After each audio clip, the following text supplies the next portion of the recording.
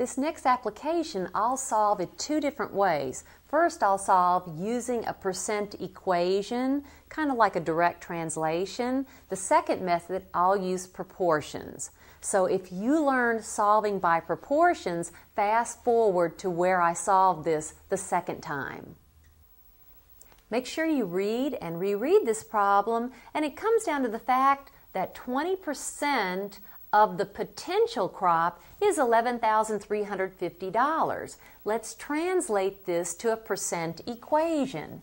So that would be 20% of means times. We'll let X be the potential crop because that's what we're looking for, is $11,350. I'll write down $11,350.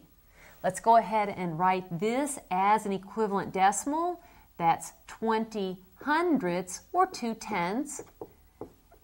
X is equal to 11,350. How do we solve this equation for X? We'll divide the left side by the coefficient of X, and the coefficient of X is 20 hundredths or 2/10, whatever you wrote down, and divide the right side by the same exact number. Notice the left side simplifies to X, and the right side, if you divide, you'll have 56,750. And what does that mean? So once again, we'll have 56,750. That means that 20% of this potential crop value is 11,350. Let's solve this problem, this time using a proportion. Notice I've set up the proportion already. Amount is to base as percent is to 100. So let's fill in the values that we have. We certainly have the percent, it's 20 over 100.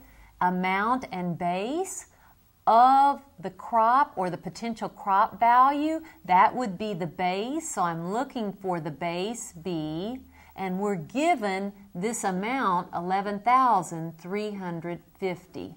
Normally, remember, base appears after the word of, and so now I have my proportion. To solve, let's cross multiply, and I have 20 times B, or 20B, is equal to this product. Let me write this number down, 11350, and multiplying by 100, I'll simply insert two more zeros, and now I can put in my commas. That's 1,135,000.